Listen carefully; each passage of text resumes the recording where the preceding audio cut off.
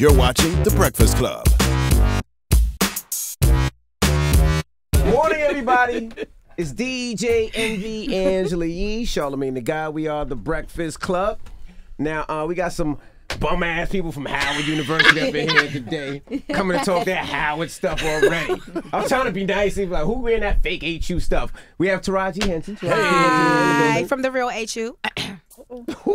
And Tracie Jenkins, welcome. Hey, thank you. Now, I didn't go to college. I sold crack. But my niece, Michaela, salute to Michaela, she bought me this months ago, and she hit me this weekend. She said, Taraji's coming Monday. You better wear that shirt. And so I said, you know what, I'm going to wear it today. I thought that was a Terrence Howard t-shirt. Because she went to Howard.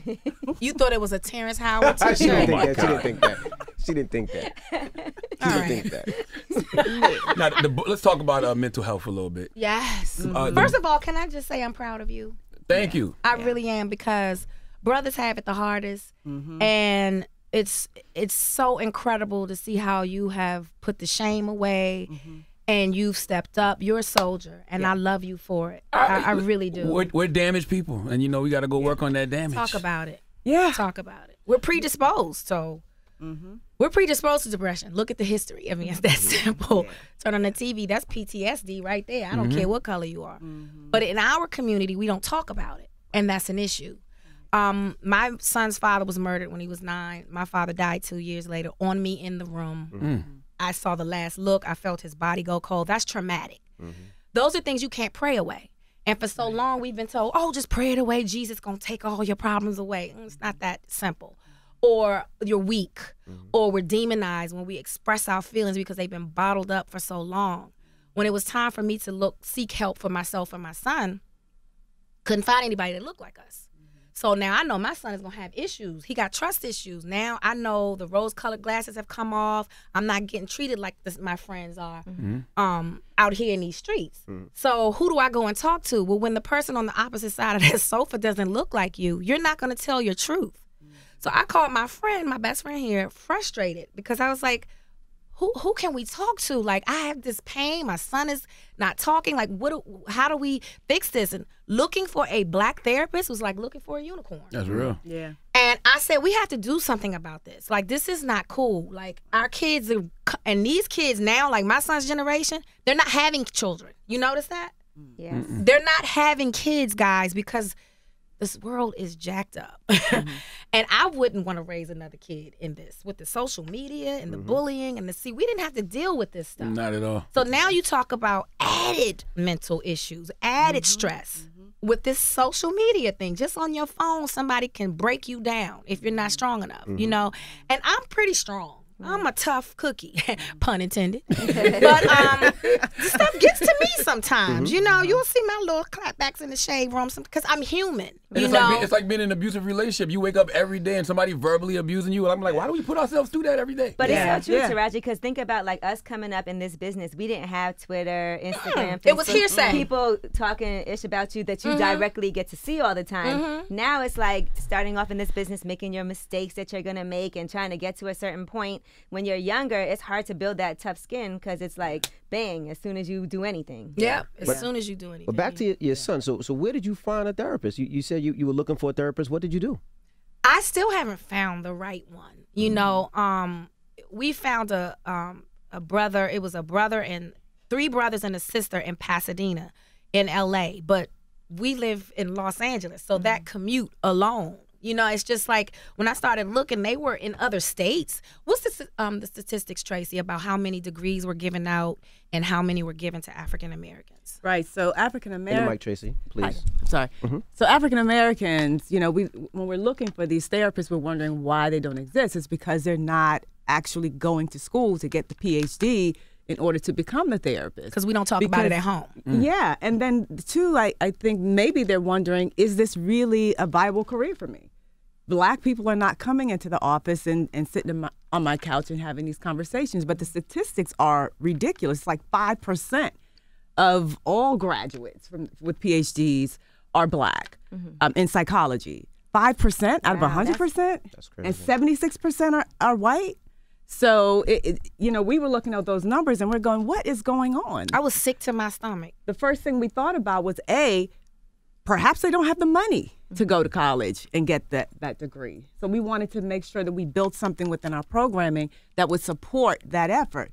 You know, at B, we don't talk about it enough. It's not a household conversation. Mommy, I want to go be a basketball player. Or I want to go be a cheerleader on the whatever. Or even if you say doctor, you don't break it down to like psychiatrist. Exactly. No, right. So if we can sort of normalize the conversation and the language and press on the importance of it, maybe our kids will then say, hey, maybe that's something I want to do someday. I'm watching my mommy have a breakdown right now. Maybe I can someday, you know, help somebody or you know, my mom or my sister or my friends in the neighborhood. So we're looking to help children especially see that there is, that the importance of mental health is present in our community especially, and that there is something they can do to change it, not just observe that it's happening. No, you're right, because a lot of times in school, they'll say if a kid has they'll say they have ADD or ADHD, but what it is there's some things going on at home and they need some extra attention, and then automatically they try to put them in a different class, or, you know, they fall behind. I know that firsthand. Before I booked Baby Boy, I was a substitute teacher. And I remember there's a class. You have to take a class. You have to take a series of tests. And then they divided the class into 2 sections. They were like, who wants to work with special ed children?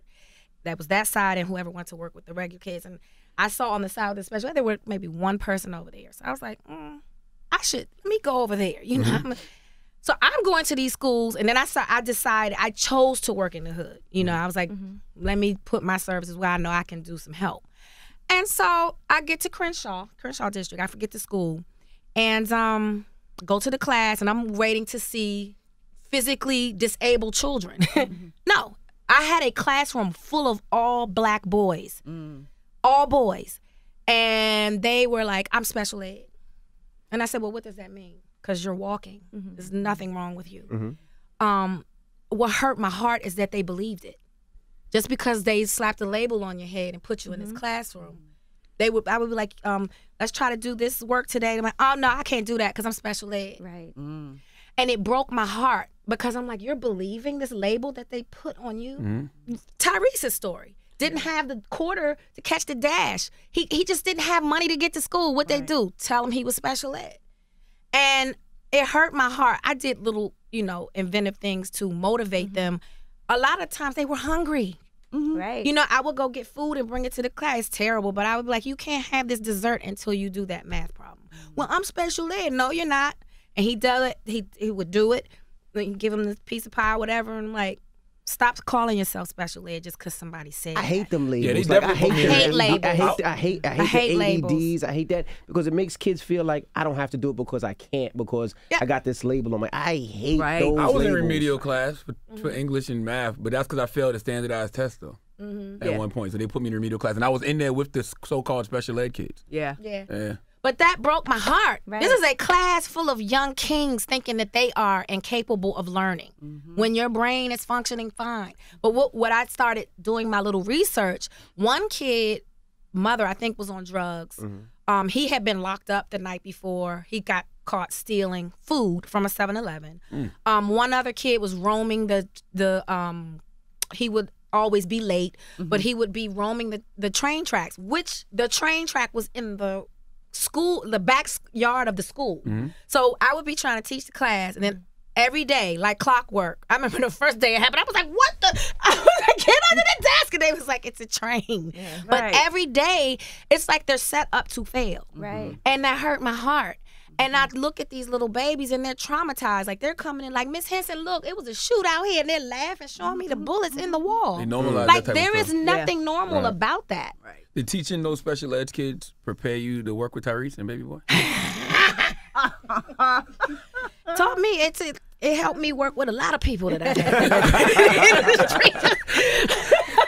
You know, Taraji, I read your book, and one thing that you talk about is your relationship with your son. Yeah. And how you were working so hard, like, I'm doing this for my son. I want to provide a better life for him, you know, moving and not really there as much as you could have been because you were working and you think you're doing the right thing. And then your son told you how he really felt. And I you know, a lot of times I feel like I felt, you know, kids have ways to like use things to get stuff from you.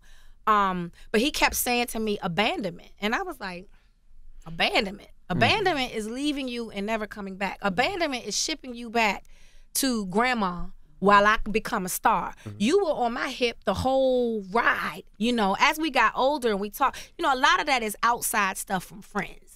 You know, friends will help you manipulate your parents, especially when you go to a very privileged school, if you know what I mean, you know. Because I remember one time he was 7 or 8 or 9, and a friend was trying to get him to sneak out the house and go to a party. First of all, what party are you going to? And you in junior high school. Damn. Where are you going? Right. And I could hear him and like, no, my mom's crazy. I can't, like, forget your mom. I could hear the kid, forget your mom. Just climb out the window. And he looked at me, he said, I like life. I like breathing, but you understand that's outside stuff. Cause I know what I raised. I know my kid, and I know I was there. I was there for every basketball game. The only time that I was literally kind of missing in his life was his senior year in college because I booked Person of Interest in New York. But I get it, growing pains, and I blamed a lot of stuff on my mother that I look back and like, why did I blame her for that? It's just kids reaching and stretching and trying to feel loved, you know. But we got past it. But I had to get him that abandonment out because somebody's in your ear whispering that for you to come and tell me. Like, abandonment? Do you know what that word means? As a mother, what advice would you give black parents when it comes to talking to their black sons about just opening up about their mental health? Just got to talk. You just have to start having that open dialogue very early. Very early. And a part of me feels a little... You know, as a parent, you always feel like there's more you could be doing. You always just feel inadequate. It's just, you look back and be like, I could have done this different. And it's so unfair to us to feel that way because they don't come with a guidebook. There's no book to say, this is what you do when they're 5, 6, and 7. And even if there is a book, that's an experience you had with your kid that has a whole different chemical makeup than mine, you know, or biological makeup than mine. So... You know, yes, that advice helps, but it might not help in this particular situation. Who did you talk to when you said you had to deal with all your stuff? Who was your shoulder to lean on? I had to go to a professional because friends are great, but they have too many stakes involved. And a lot of times your friends, because they're not professional, they just want you to be fixed. So they're just going to say whatever. And a lot of times that whatever they say is not the thing you need that's going to help you. Sometimes friends enable. You know, because they have so many stakes involved. And you were comfortable talking to that person that once you didn't know? Once I found someone that looked like me. Oh, you found someone that looked like you. Okay, I was about to say. Because that's the problem is like, you know, to talk to somebody that you feel doesn't get you. Right. Doesn't understand you. It's like, well, why? You know, it's almost like you feel like I'm talking to the man. Like, why am I going to give you all my information? You're going to use it against me. You know, that's the hardest part about it. And I think for African Americans, when you walk in that room, it is very important who that person looks like on the other side of the sofa because we have trust issues and because we've been misdiagnosed for years. Woo, for years. Hundreds of them. Because of a cultural divide.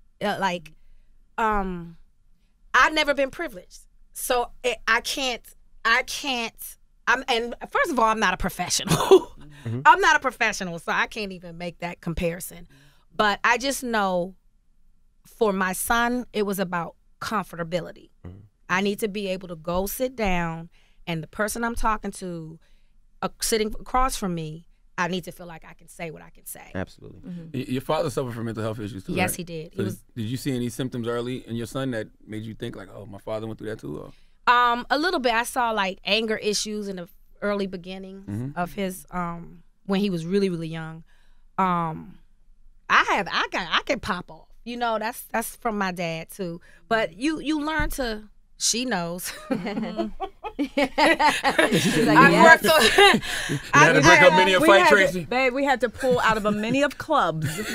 Like, come on, girl, put your shoes on. We ain't going there tonight. So, yeah. But Taraji had to woosah to herself just now, just thinking about it. You know, but once you get a control and an understanding of who you are, no one can use you against you. That's why it's so important, your book. No one can ever use your mental illness against you. You've already spoke about it, so what you got? Now let me help you. Let me inspire you. That's real. You know? So he always told me that. My father always told me, live and walk in your truth. Because like I said, no one can use you against you if you already know who you are. You think about your relationship with your parents and how that's affected you to this day? Absolutely. Everything from when you come out of the womb affects you. You know? Everything. I hear myself sounding like my mom sometimes. I'm like, oh my God, I sound like my mother.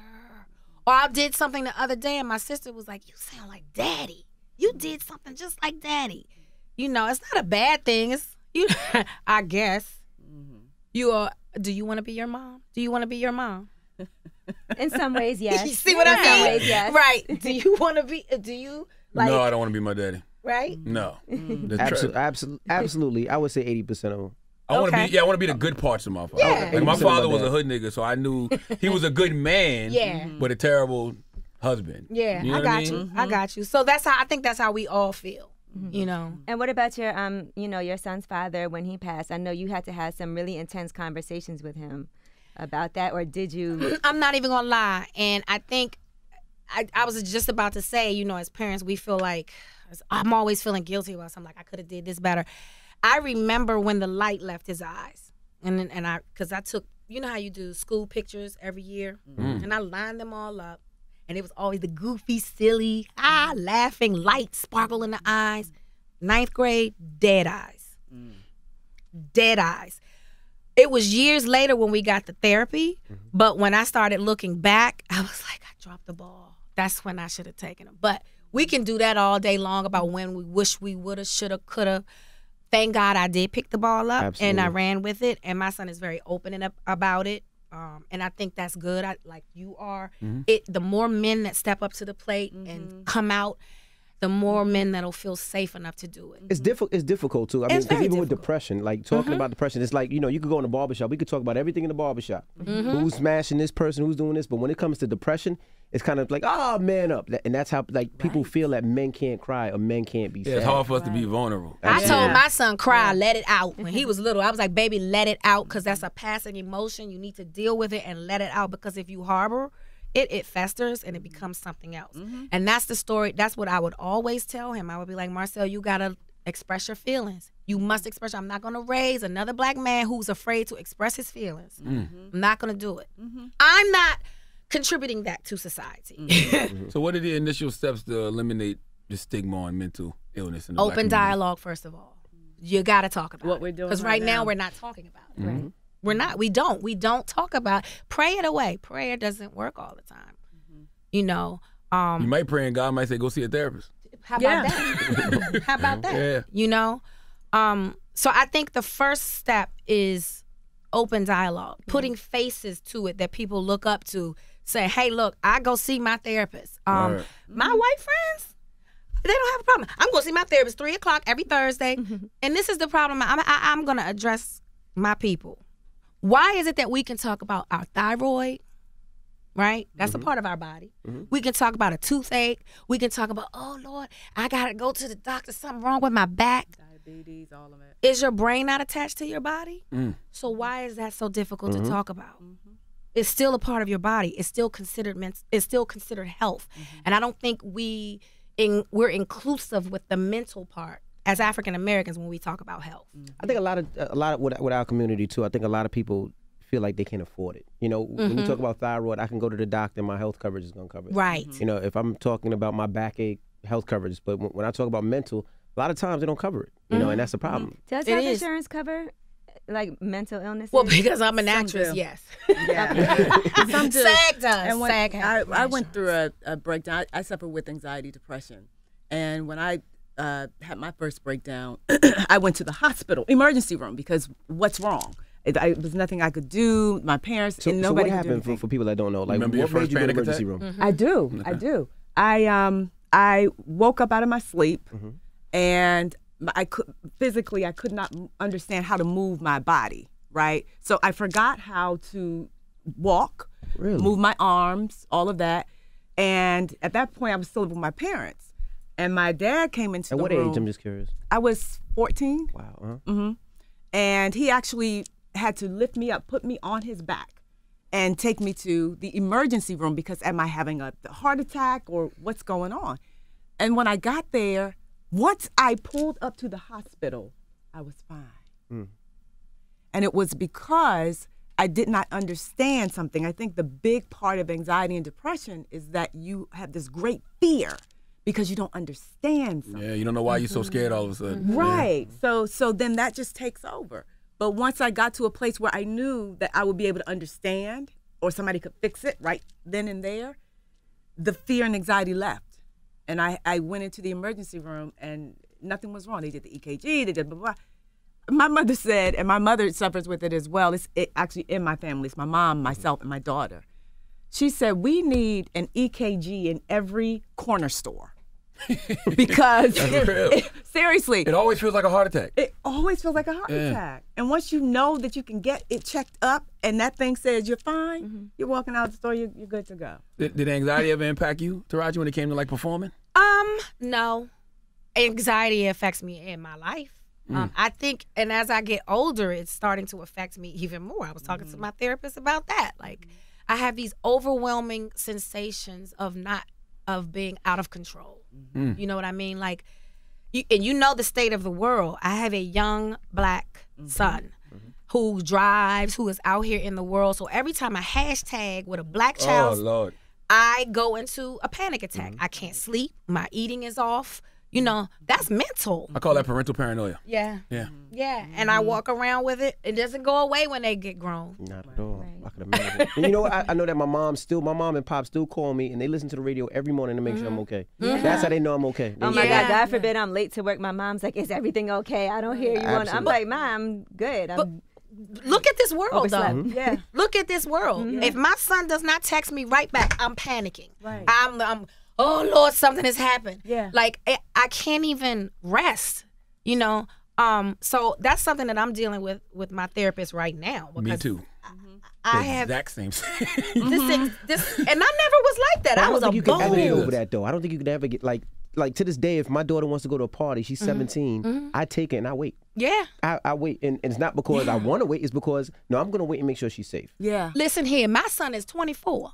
We got to town last night, and the cops was on some real shit. I'm gonna say it. I can say that. I can curse on here, right? Yeah. The cops was on some real shit last night. Because of the shutdown, because of number 45. And so he wanted to go outside. I said, no. You going to stay in here because they on one tonight. They looking for something. Yes. And I said, no, you can't go. He understood. He said, okay. I said, I'm sorry. I won't be able to sleep. Mine said, all right, Mom, you got it. Because I said, and he knows what I'm up against too. I was like, babe, I have to get up at 5 o'clock in the morning. I need to go to sleep. If you outside, I'm not going. And he said, Mom, I get it. He went and started messing with his little music, and I went to sleep. Your son does music? Your son does music? Huh? Your son does music? Yeah, he has a meeting today. Okay. Rapper, singer, producer? He does it all. Yeah, he went to school for everything music. Okay. You know, it's funny you say that about your therapist, because I've been talking to my therapist about that, and I guess that's when you have to implement like your old school spiritual principles and bring in the serenity prayer. But then I'd be wondering, like, yo, is everything, can we control things? Or is things just out of our control? Some things are just out of our control. Yeah, right? a lot of things are out of our control. It's how you handle them. It's how you process everything. That's the trick for us. I don't think, it's not much we can control. Right. It's really not much we can control. You see that. I mean, you could be at home frying an egg. Somebody shoots outside, that straight bullet can hit. You know, it's not really much we can control. But we can control ourselves and how we respond in it. Yeah. And I think that's where therapy is so important. Right. And being intentional, right? Yeah. So we understand, you know, therapy is great, and maybe some people want alternative methods of healing, right? So if, for example, if you understand your triggers at least, right? Like, you know, these kinds of moments make me feel like this. So what can I do to specifically deal with that kind of trigger? I just don't go into spaces where I know that trigger is going to be. Word. She has done a lot of work. I have had Tracie call me on a Sunday and had a panic attack in Target with her child. And my god baby didn't know what was wrong with her mother. I remember when we were in college, we went to Hong Kong to do a play. Some producer paid for our entire production because we were that good at the real HU. Anyway, we were probably too busy, but go ahead. Yeah, but whatever. How are you too busy to go to another country and put on a play? Okay, whatever. So she was all drugged up on the plane. I have a picture. We were making fun of it back then because that's what we did. It was uncomfortable to talk about. And she did a picture with all those little pills. But she had to do that to get on that plane. Once upon a time, she wouldn't even get on a plane. Wow. And now I'm back to contemplating whether I'm getting on the plane. You know, it just doesn't go away. You just have to figure out what those triggers are and how to avoid them. I just realized last night, I was like, oh, I'm on a big plane tonight. I don't feel the turbulence as much. Maybe I need to ride on the international place to get across, whatever. Yeah. But you can't just keep going through because it builds up, and it becomes a massive breakdown. But part of the problem too is I think we try to self-medicate ourselves. Yes. We start off with weed, and then from weed we go to pills, and we think we usually start off with alcohol. Alcohol yeah. first, and then we don't know what we're taking, we don't know the dosage, and then you look up, and then we're stuck on something we can't get off of. Yeah, because that's your coping mechanism. You've been doing it for so long, and it's not even helping. It doesn't help. It doesn't help. We are not even telling them what we're talking about. Taraji has a foundation, the Morris Lawrence Henson Foundation. We had this great conversation about mental health, but why? Why are we having this conversation? And named after your father. And named after my father, who passed away in 2006 of liver cancer.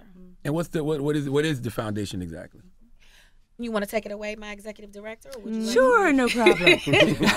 So she's given us the history of how this organization came to be. And our targets are to try to eradicate the stigma, first of all, around mental health challenges and issues. But we want to do that by bringing some more supports into the urban community around mental health, specifically in schools. We know that a lot is going down in the schools right now with bullying, and the suicide rate for young African-American children have doubled since the 90s. What? Have you even heard of black children say, I'm going to go kill myself at 9? No. And we don't hear about it, but you do a little research and the numbers will alarm you. Oh, I'm sure. It's a crisis. So to us, this is a crisis, right? We get suicide shamed when we was younger. Yeah. Like if somebody committed suicide, like everybody in the town would talk bad about them. And that's true. So many people are like, oh, that person committed suicide. They're selfish. They're going to hell. Right. But that's not true. You don't know what is going on with them. And sometimes it's a chemical imbalance. Sometimes it's just things that are beyond us even understanding. Sometimes a lot of times the medicine is off. Yes. For being misdiagnosed. Exactly right. Exactly right. So we definitely want to make sure that we're hitting the young people first by bringing more black mental health therapists into the school system. We also want to support young people who are interested in the field, right? So we want to offer scholarships to those youngins who say, hey, maybe someday I can help to heal, somebody or become a therapist. So scholarships. And then we also want to attack the recidivism rate. If we look at, in a 3-year period, if a formerly incarcerated person leaves the prison system, he returns within 3 years. What's happening in that 3-year period? Is he getting mental health services? I mean, is it easy to just walk out of the door and say, hey, world, I'm back? Of course not. So what's going on? No one is being rehabilitated in prison. We know that. And a lot of people, especially African Americans, are there and don't belong there because of their mental illness. Yeah. You should not be in prison. Right. So we have a lot of work to do. We do. Do you think the foundation will have difficulty getting participation from black students because the conversation about mental health makes students feel weak? Nope. I have over 12 million followers on Instagram, and the outcry and the stories I'm getting fills my heart. Right. It's like this is a void that has needed to be filled for some time now. And you could hear the cries. Everybody's like, oh my God, thank you, thank you. It was like a boiling pot, and finally somebody took the top off and everybody's free. And I think it just takes celebrity, it takes people like us to stand up and say, hey, you're not alone. And and I feel like I have pretty good trust of the people. Yeah. And I think this was huge for me to go, you know what? I have issues that I'm still trying to work out. Yeah, when I saw you announce your foundation, it let me know that God got me on the right track. Absolutely. You know what I mean? It's like the universe is lining everything up correctly. Like this is the conversation we're supposed to be having in our community right now. Yeah. And let me just say this, the brothers that have stepped up, I'm just going to put them on blast. Snoop Dogg, Exhibit, Kevin Hart. I know you coming, Kevin. We ain't talked yet, but I know. It's just the black men that have stepped up and understand this cause and who have written checks with no questions and said, baby, I got you. This is so important for us. Tracie Morgan.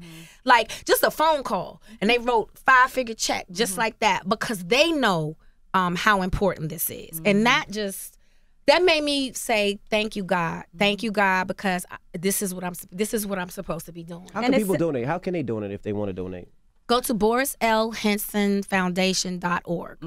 Well, you know, we do a thing called Change for Change every year, and I've absolutely told the powers that be I think we should raise money for your organization. And we'll do the same. It's going to take all of us. Not one organization is going to. We're going to have to tackle this one together. Yeah. And one thing that I've noticed too, we have this, I do this segment up here called Ask Ye, right? And so certain days it'll be all guys calling up for advice and sending me emails. And I think part of the problem is like they might be upset about a breakup or something like that their friends might make fun of them for, but they really do need help. Like men go through things too, and it's hard for them to be like, man, my girl left me, or I messed up, I cheated, and I really want to get her back. I'm so depressed, or I can't see my son, I'm going through this custody battle, or trying to get my paternity right. Like all of those things that men are going through, but it's hard for them to have anybody they feel like they can discuss it with because their friends might laugh at them or they feel weak if they're going through something. And I hate that we put that pressure on our men. It's not fair.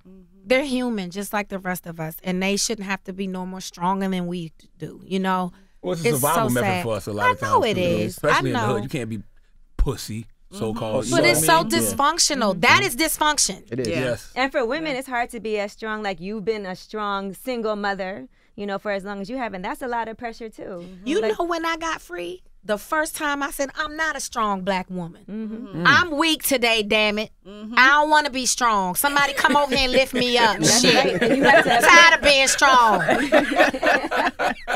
When I said that, when I finally spoke that out of my mouth, ooh, I was free. I was free. We think that's cute. Be a strong black woman. First of all, that scares men.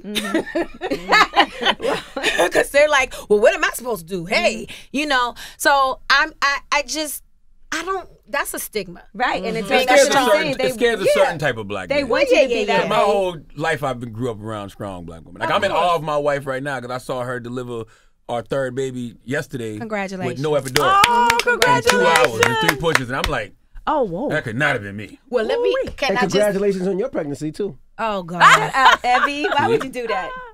I can't stand you. You not just was on Good Day, Good Morning, Good Day. What was I on? I was on, see, I said this. I was like, I'm still. She's every on Goodbye interview, DJ Envy right now. Every interview, I'm gonna have to say I'm not pregnant because every day I get, oh, we're so happy for you, Calvin. We're not He didn't even ask you. He just looked at you like you got your stomach protruding or something. This felt like some Howard University hit or I something. got an alert that says she was pregnant. Says Taraji from Howard is pregnant. So She so is not. She so is not.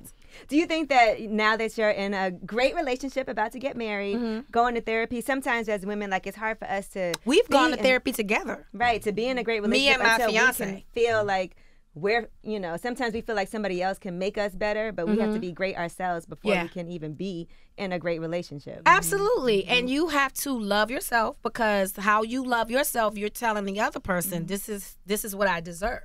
So that love thing starts here first. No one is going to make you a better person. So you guys go to therapy together? We That's go to dope. therapy together. That's And beautiful. that's dope. I think that is dope. How did you deal with your father having mental issues when you were young? Because you didn't really know what that was then, did you? I really didn't. I didn't know what to make of it. You know, he was the reason why I was able to maneuver through it all is my dad was very honest. Good Lord. He Brutally. was brutally honest about his truth, about things that were going on in the world. He was just honest. He never hid anything. He would show you the wound in his head from when he tried to commit suicide. And he would make a joke out of it. He would be like, you know, I don't know, God must have thought I wasn't supposed to go nowhere, but that bullet ricocheted off my skull. Maybe I got a hard head. I don't know. But he was just very open. So it didn't allow me to feel any kind of way. He was just, you know, I would have to give my friends a disclosure before they came in the house. Like, okay, hold on. Don't take anything he says personal. You know? Right. The first time I met him, he disclaimer, was like, buckwheat. Yes. Wait a minute. And this is back in the day. This is back in the day when we got issues with light skin, dark skin. I'm gonna be like, he was like, come in, buckwheat. I know you were like, please don't. Okay. Please. Why did he call you buckwheat? Because you had a hair like that or something? No, maybe. No, but she we were did like, not. back then it was the dark skin, light skin thing. Light-skin. He was dark skinned. Yeah. Like my complexion. He was darker. darker. He was being affectionate. That I swear But to God, he just was. would look at you and call you a name. Whatever I he had thought two of. friends who were very tall. They were like 6 feet tall, sisters. He called them Baby Huey and Louie. I had a girlfriend who did a play. We did a play, and she carried an egg in the play, Colored Museum. And she did premonitions. I don't know if y'all know that play. But she carried the egg, and till he died, he called her egg. He would not call her Edwina. Where's that egg? My girlfriend Pam had slanted eyes. He calls her China Woman. Yeah, it's just straight Sounds up. like my You're gonna dad. get It's straight. just straight up. Tracie, did anybody in your family have mental health issues? Absolutely. Okay. My mother, me, my sister, my daughter. So for us, it's like a genetic kind of thing. I mean, we realize that now. But we didn't talk about it coming up. It was very quiet. It was a secret in the house. Don't run out telling everybody you can't go to school because just say you didn't feel well, you know. Because then you didn't want that stigma. You didn't want the teacher to say, well, you missed so many days, maybe this is going on, or if you're wandering off because you can't focus on what's happening, that there's something wrong with you. You don't want to give people permission to label you. That's how we grew up in my household. It's sad. Back to the labels again, and this is a pet peeve of mine. I do understand that there are people out in this world that really suffer from ADD. And from my knowledge, I'm no professional, but how I was introduced to ADD was the crack babies, right? Am I crazy? Wasn't that? That's how I got introduced to. Well, all of a sudden, That's what they said. the crack, right? That's when I first started hearing about the ADD. That's when I first started hearing them label kids as ADD. Now it's just loose. Everybody got it. And I'm like, well, isn't the point of kids, the beauty of kids is that they are so full of energy and that they. So I'm just a little, because I remember one time a teacher tried to say my son was ADD, and They say that about every kid at some point. And Let me that's tell you my something. problem with it. Try to put you on Ritalin. Man, let me tell you, it took about 10 people to keep me from going up there, putting my foot in her ass. Tracie was like, calm down. Once again, calm down. We're not going to fight. Not only that, because he was like one of maybe 3 black kids in the school. So you're going to drug my black son up because he's rambunctious? It's your job to figure out a way to teach him the way he needs to learn.